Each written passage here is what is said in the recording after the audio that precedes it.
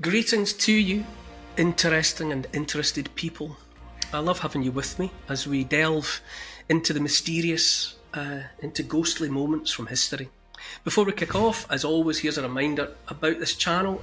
If you want to support the work being done here, then please go to Neil Oliver on the patreon.com site. Find the details down there somewhere. And you can join up for the price of a cup of coffee. Check out my website, lots of stuff there.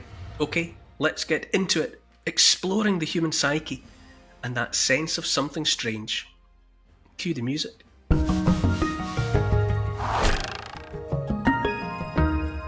I'll start this one with a quote from Sir Walter Scott, that doyen of Scottish literature. I began to consider myself as too far from the living and somewhat too near the dead. And he had that to say and to write after a visit to the seat of today's episode, which is to say a visit to Glamis Castle. It's difficult to know how to get into this one. There are so many characters and there are so many aspects of Scottish, I suppose British history to consider. I'll kind of jump in near the middle somewhere. On the 17th of July, 1537, if you had been in the vicinity of Edinburgh Castle, you would have seen a beautiful young woman being led out from somewhere inside the castle where she had been held as a prisoner. And she was frog-marched, probably with her arms tied behind her back or secured in some way, but she was marched across to Castle Hill, which in the 16th century was a separate part of the Royal Mile, a separate part of the castle landscape, inasmuch as Castle Hill, as it's known, was separated at that time from the fortress, the familiar fortress of Edinburgh Castle, by a deep ravine. There was a deep cleft in the landscape between Castle Hill and the castle rock, the rock upon which sat the castle itself. And that ravine wasn't actually bridged until 1753 by the construction of the esplanade, which is what you see now. If you approach Edinburgh Castle, if you go up the Royal Mile, up the High Street, you come into this wide open space in front of the castle, and it's where events are held. The Edinburgh, the great tournament at Edinburgh Castle every year, and so on and so. It's held on the esplanade. But at the time in question, 1537, it was the Castle Hill stood apart. The woman was Janet Douglas. She was the Countess of Glamis. She was part of the titled aristocracy of the land. She was 33 years old, so as I say, a young woman. And she was known for her beauty. She was a very striking looking woman, apparently. And she was also famous really for her sort of compassionate, pleasant demeanour. She was known to be good company, affable and friendly and good-natured to one and all. But whoever she was, whatever her character, she had had the gross misfortune to fall foul of her king, James V of Scotland. Now, years before, during the minority of young James, which is to say during the time when he was the heir to the throne, his father was dead, but he was too young, he was underage, so he wasn't able to take on the role of king. And down through history, individuals in that situation were often pawns. They were often manipulated by other figures, great men and women of the realm, would take advantage of having control over an individual like young James. And in the case of young James, for a couple of years, he had been held as a virtual prisoner of Janet's brother, Janet Douglas's brother. Now, that was Archibald Douglas, Earl of Angus.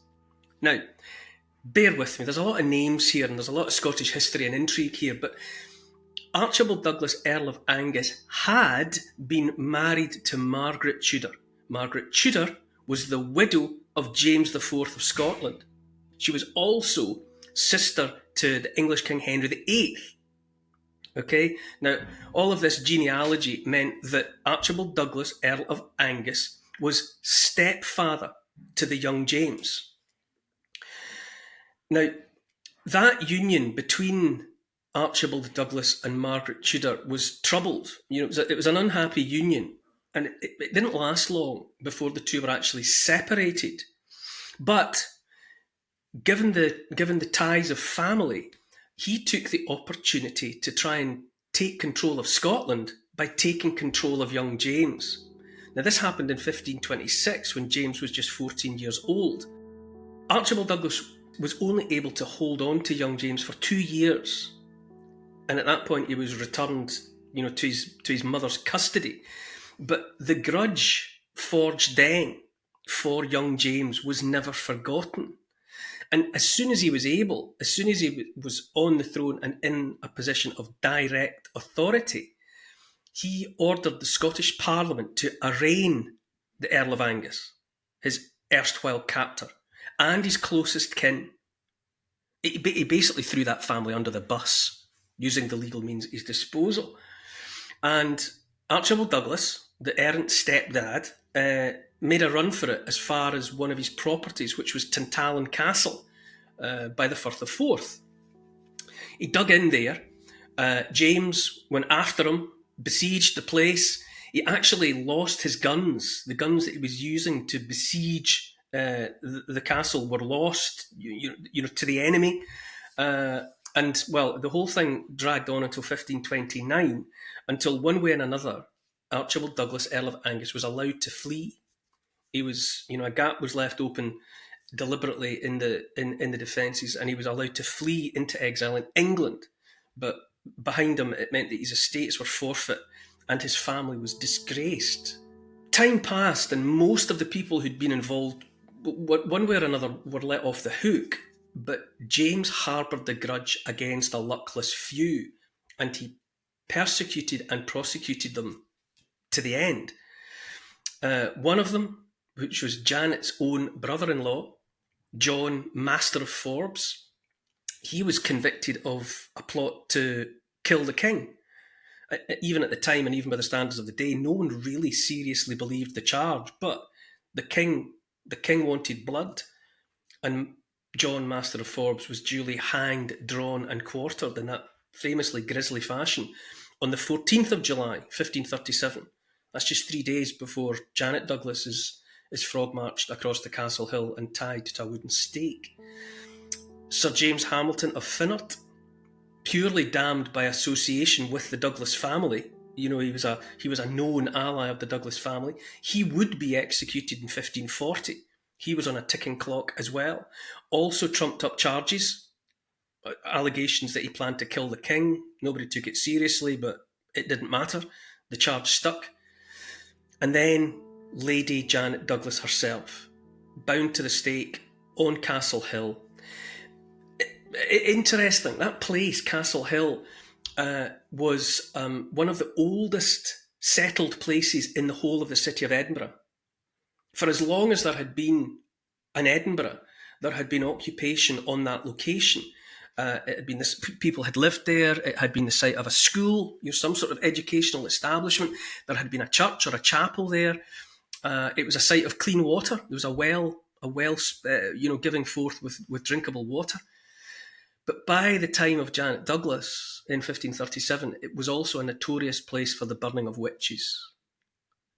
Because the reality for Janet Douglas is whatever she had ever done to attract James's malign intentions, it was conviction for witchcraft that was her final undoing.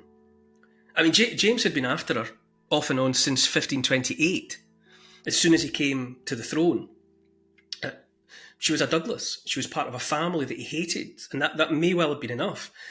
Who knows? Perhaps the fact that she was famously beautiful, maybe that added a certain spice to it. The idea of ending, a beautiful woman might have made her even more of a target for a vengeful man. He came after her in various different ways over a period of years, First of all, he charged her with supporting her brothers during their defiance of the king, everything dating back to the time when he was held as a captive, everything down to the siege at Tantallon Castle.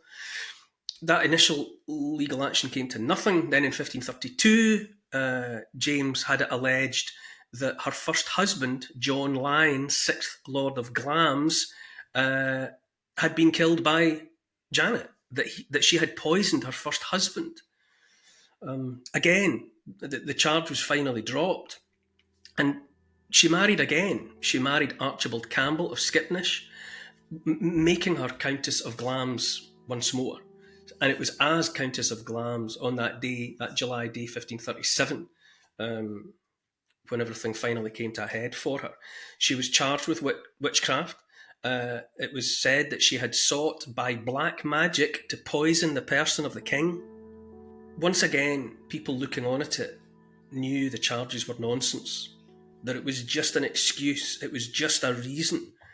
And in order to get it to stick, in order to get witnesses, James had her whole family tortured, including her 16-year-old son, as well as servants of her household. People were stretched on the rack, and finally somebody said, "Yeah, she's a witch," just to bring their own suffering to an end. She was quickly tried and as quickly convicted and sentenced to death by burning. So she was marched out onto Castle Hill that July day, 1537. Her son was made to watch. Her previously tortured son was made to watch. Barrels of pitch, which is highly flammable, were packed around her, and the whole thing was set alight, and she was burned to death. And, you hear those words, burned at the stake. They come up again and again and again down through history.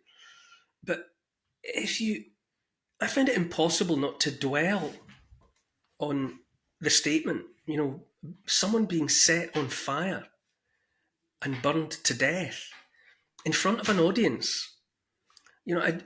Over and over again, I think, what does that say about our kind? Were we different then? Or are we just the same? Is it only the opportunity for some that means that they don't get to watch a person burned at the stake? Would they given the opportunity? When you think about it, that way of dying, I've just mentioned hanging, drawing, and quartering. Where someone is partly throttled while they're still alive, and then they're opened up. Vital organs removed, genitals cut off and cooked in front of them. And then there's burning at the stake, and surely performing that act, or the performance of that act, changes the very fabric of the universe. Surely reality itself is changed by every single event like that. Surely every witness to it is changed also. An esoteric tradition that you have to be careful even how you look at someone, or how you look at an object, because your interaction with it changes it.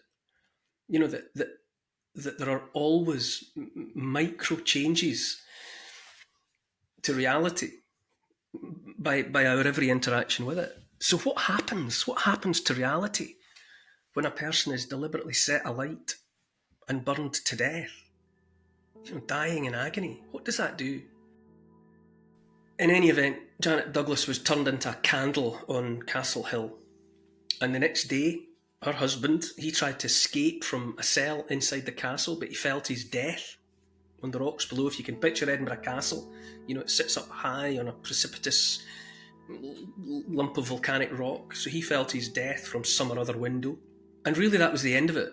That was really the end of that interaction between James and that Douglas family. But in the years to come, and right down to the present day, a literal host of witnesses would say that Lady Janet went home to Glamis Castle.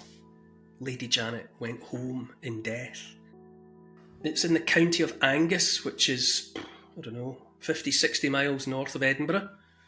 And if you just saw a picture of it, or if you just visited the exterior, you'd be forgiven for thinking it was part of a Disney backdrop. It has that kind of look about it. It's rosy pink when the sun shines on it. It's built of sandstone. It's all fancy and frou-frou. It's all towers and it's a wedding cake sort of a thing. There's vast gardens, impeccably kept. It's all very beautiful. It's most famous now. I suppose it might be slipping a little bit from popular memory by now, but it used to be particularly famous as having been the birthplace of Queen Elizabeth, the Queen Mother. Elizabeth Bowes-Lyon, who was mother of Queen Elizabeth II. Most of what you're looking at dates from the 1600s, structurally, but Glamis is 1,000 years old, one way or another. Shakespeare had it that his Malcolm, his fictionalised Malcolm, was murdered there by Macbeth. The real Macbeth, the real historical figure, for there is a true historical character called Macbeth, had no actual connection to Glamis that we know about. But there's plenty of gloom about Glamis. It's famous as Scotland's second oldest inhabited castle. For those interested, the oldest continuously inhabited house in Scotland is Traquair House near Peebles in the Borders. Traquair House is every bit as stunning in its own right. But Glamis is the second oldest continuously inhabited castle in the land. It was, the structure that's there now was predated by a royal hunting lodge. It was a favoured location of kings early on.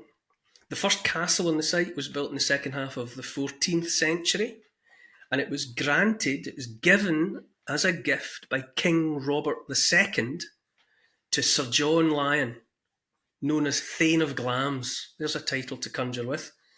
John Lyon, Thane of Glamis, was husband to Robert II's daughter, Johanna, known as Jean. Robert II, for those interested, he's the son of Walter Stewart, the 6th High Steward of Scotland, and Marjorie, who was the daughter of King Robert the Bruce. So the castle at Glamis, the first castle, was a gift from King Robert II.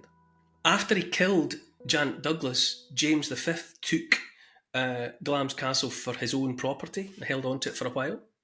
Then the 7th Lord Glamis got it back, and it was the 9th Lord Glamis, Patrick Lyon, who was also created Earl of Kinghorn, who did all the fancy work, who turned it into the thing that it is now.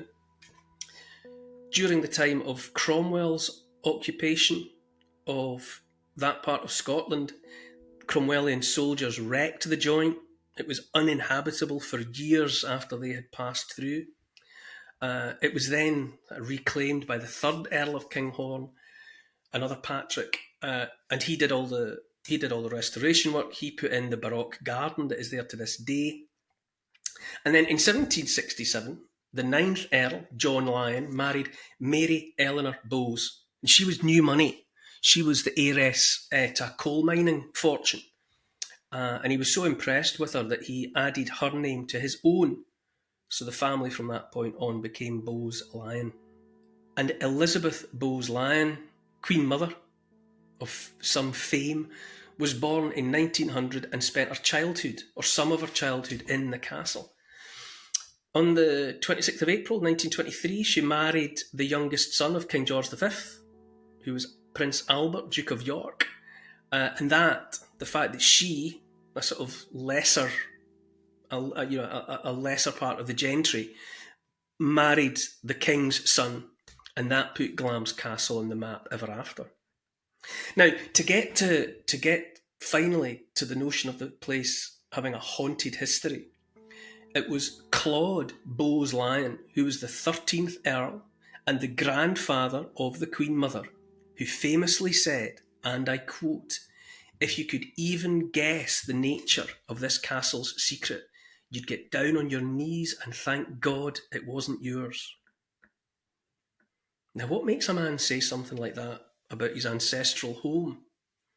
What makes him say that? Is he just trying to attract attention to the place? Does he have a view to making it a tourist attraction? I don't know, but it's quite a statement to make. And it's a whole cast of characters that haunts Glamis Castle. Young Elizabeth Bowes-Lyon, Queen Mum-to-be, reported seeing more than one apparition. Famously, on more than one occasion, she saw a black African servant boy, a wee lad, who, it said, worked at the castle in the 18th century, before her time, and that he was badly mistreated. You know, he was subject to beatings and all sorts of mistreatment. Who dares to think? And she saw him, and he's often seen to this day outside the bedroom that was hers. And sometimes people see him sat on a stone seat. Sometimes he makes mischief. He leaps out and trips up passers-by. Many guests who've slept in the bedroom have reported the following morning to having had the bed sheets pulled off the bed during the night, items scattered, and it's always attributed to the little beaten boy. There's another story about another black servant who, according to the legend, was singled out for terrible mistreatment.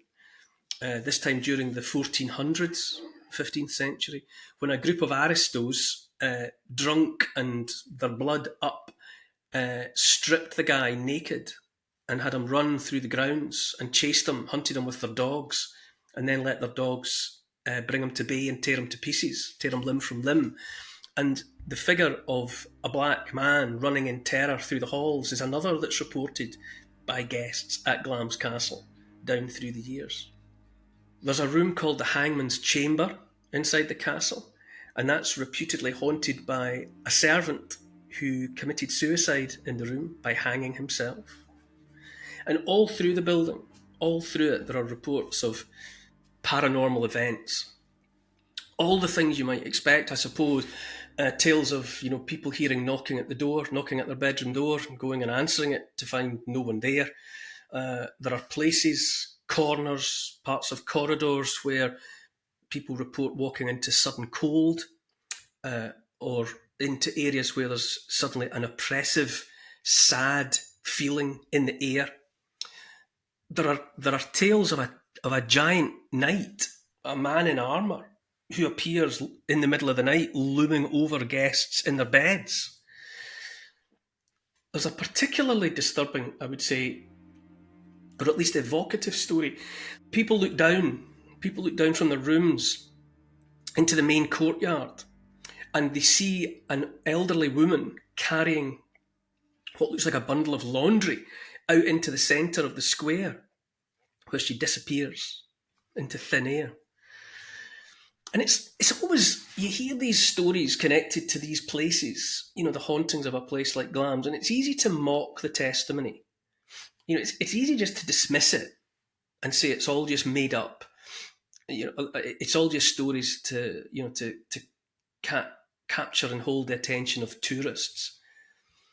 But to me, something that always matters is to acknowledge that there are places in the landscape that hold more than their share of stories. There are places like a rusty nail on a gate catching sheep's fleece that just seem to catch and hold more than is the norm. And it begs the question why, these stories of hauntings are not evenly spread. They're not equally distributed like butter spread over toast. But on the contrary, they clump. You get multiple stories in a single place. And I find that curious. In 1486, during a time when there was a feud in the neighbourhood between two rival clans, being the Ogilvies and the Lindsays, it would appear that a group of Ogilvie men were being pursued by an overwhelming force of Lindsays, and they made it in the nick of time to Glamis Castle. And they hammered on the door, and the Lord of Glamis let them in, and they thought they were out the woods, literally. But what they didn't know was that the Lord of Glamis was secretly in league with the Lindsay family. And so he led the Ogilvie contingent to a windowless room, and once they were all inside, he locked and barred the door. And when the leader of the Lindsays turned up soon thereafter, the Lord of Glamis said he wouldn't have anything more to worry about from that particular group of Ogilvies. And that group of Ogilvies was left locked in the room until they were dead. The door was kept locked and barred, and then, a couple of weeks later, it was opened and the bodies were disposed of. And to this day, visitors to that room, for the room is still there, although it's been put to different purposes since then, people talk about oppressive atmospheres of being overwhelmed by gloomy thoughts. And when they report these gloomy thoughts, they're then told, well, this is the room where the Ogilvy men were left to starve to death or to die of thirst. But in that room, apparently, there's a sense of impending doom. And again, as we've said repeatedly in this series, why is it so unlikely that horror, misery, multiple individuals suffering terrible deaths, all in that confined space, why wouldn't it leave something behind? Why wouldn't that suffering linger? I think it's a reasonable suggestion to make that which is experienced in extremis in a fixed location might linger there long after the fact. But that secret referred to by the 13th Earl, Claude Beaulieu, grandfather to the Queen Mother, that thing about there being a secret, there being knowledge, some truth about the castle that would put a man on his knees in gratitude for knowing that it was someone else's burden and not his, is bound up with what is certainly the most famous sadness associated with Glamis Castle. More than one researcher, more than one writer down through the years has, on investigating the bare bones of the story, drawn the conclusion that it has to do with a severely disabled or even deformed child, a son and heir, born to Thomas Lord Glamis and his wife, the great-great-great-grandparents of the present King Charles III. Okay, so there are the resident family at that time, Thomas Lord Glamis and his wife, the great-great-great-grandparents of King Charles III. Verifiable records show that a son was born to them on the 21st of October 1821 and that he died the same day. Okay, a commonplace tragedy, you would say, especially at that time in history. But according to the supposed secret, the boy lived. The boy lived out his life. But that he was deemed so horrifying to look at, he was so completely unpresentable, that he had to be kept out of sight forever. That there was no way that people in that position in society could have it be known that their son and heir was someone so struck with some or other deformity or disability. A writer called James Wentworth Day was one of those who researched the history of the Beaulieu family. And he spent time at Glamis while he was researching for his own book, and wrote subsequently that some or other family member had said that the boy in question was, quote, a creature fearful to behold, a deformed caricature of humanity, his chest an enormous barrel, hairy as a doormat, his head ran straight into his shoulders, and his arms and legs were toy-like. Deformed or not, unfinished, scarce half made up, as Shakespeare had it of Richard III, he lived a life, apparently, and he had to be cared for. And he occupied some space within Glamis Castle, some suite of rooms set aside away from prying eyes. But whoever he was, whatever his circumstances, whatever the life he lived, however long, he was the rightful heir. He was legally the heir to the title and the lands. So that whether you like it or not, his being dispossessed in that way, in secret, would have made liars of everyone that came after him. They would have to have owned up to the reality of the situation, and had events unfold in a more seemly fashion, But if all they did was hide him away and pretend that he died on the day that he was born, then that was wrong done. You're wrong that lingers. And if indeed he did live in the way that's suggested by more than one writer, kept away from the sight of the general population, then when he died, presumably he was buried in secret, possibly without his name.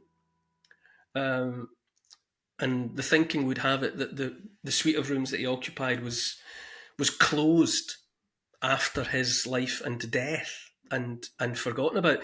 And there's an anecdote associated with Glamis Castle, and you hear it told in various different ways, but in substance, it's about a group of guests who hear the story of the missing boy, and they decide to find his lodgings, his hidden apartments. And so what they do is they go carefully and methodically down every corridor, opening every door, and every room that they go into, they hang a towel in the window, so that they can go outside and look up at the exterior of the building and see if they've put a towel in every window. And every time they do it, there's a row of windows with no towels. And no matter how they search, they can never find the doors, presumably leading to the rooms with these windows. So this persists, that there's this secret hidden place within Glamis Castle. I mentioned at the top, the Grey Lady, that's Janet, and the monster, and that's this poor unfortunate soul. But there's also the legend of the tongueless woman, and she is a spirit, a wraith that's said to wander the halls and the grounds with blood pouring from her mouth, running down her front. She's seen at the windows, pointing at her mouth, while blood runs down her body. And there's something there, I think. You've got a persistent legend taking different forms down through the years of entombment, of being locked away, including that party of Ogilvy men who were apparently locked in and left to die. And then there's the missing boy, which is another manifestation of the same idea of individuals entombed, sort of buried alive within the place. The tongueless woman is suggestive of something that mustn't be spoken of. A secret kept on pain of death, because the tongueless woman is supposed to have been a servant girl working in the castle who overhears or otherwise stumbles upon a family secret, the family secret, and that when she says that she's going to tell, that she's going to reveal the secret, that she's going to go into the town and say what it is that she's heard, that she has her tongue cut out and then she's murdered. So there's something that haunts Glamis, I would say, of something buried, a secret kept, a chamber within, forever kept boarded up. Everything is redolent of something unhappy, at the very least, being kept inside the walls, like some sort of impacted wisdom tooth that's left a lingering infection. And there's no end of stories. There's no end of stories of something unhappy, something wrong in Glamis Castle. There's another anecdote or legend that has a Lord of Glamis up late on a Saturday night, drinking and playing cards. But it's Saturday night, which is going to be followed by the Sabbath. It's going to be followed by Sunday morning. And all the rest of the party want to stop because it's a sin to be gambling on the Sabbath. So as midnight approaches, they want to call it quit. But the Lord of Glamis refuses and loudly shouts that whether it's the Sabbath or not, he'd play cards even with the devil himself. And according to the story, there's then a knock at the door. There's a knock at the front door, and it's opened to reveal a tall, dark stranger.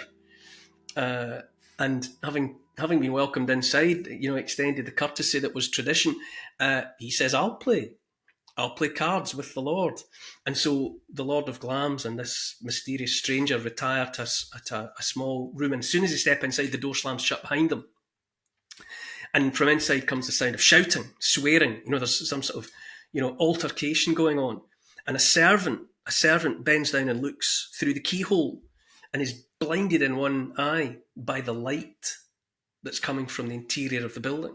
So that, well, according to the story, the dark stranger is Satan, the devil. And that having won the first hand of cards with the Lord, he damns him. He damns him to play on until Judgment Day. And this is another, the chamber in question is supposed to be in the castle's west tower. And it's another location within the fabric of the building where people, not even knowing the story, say that they can hear things. They can hear the rolling of dice. They can hear raised voices. There's the sound of a slamming door. But what about Lady Janet? What about poor Lady Janet Douglas? Maybe the saddest, maybe the loneliest of them all, with so much to be sad about, given the way she was treated in life and the way she died. And her wraith, her spirit, is supposed to be seen all over. It's certainly seen in the castle's clock tower. Most often of all, people encounter her spirit in the family chapel inside the castle. Some people say that she's on the prowl looking for her tormentor, King James. On one occasion, apparently 100 witnesses, all in the chapel, saw Lady Janet come in, and she sat down at the end of one row beside a wall. And now if you go, certainly until relatively recently, I think it's still the tradition, visitors to the chapel are invited to sit on the seat, the very seat where Lady Grey is supposed to have entered and sat down. And during services in the family chapel, though, the chair is left empty for the Grey Lady, for Lady Janet. So there are so many stories at Glamis, and they're redolent of sadness. And isn't it at least permissible to contemplate that it has gathered not by accident, not just cynical schemes to attract paying tourists to what is a tourist attraction, but instead something is gathering like dust around, the electric charge, in an electric cable. The way there's a build-up. And it seems to me possible that the metaphorically speaking, the charge that attracts and holds so much is a suppressed truth. There's something dark and sad, suppressed. Take your pick, the hidden chamber where inconvenient men are left to starve to death. There's the story about the servant girl with her tongue cut out and subsequently murdered.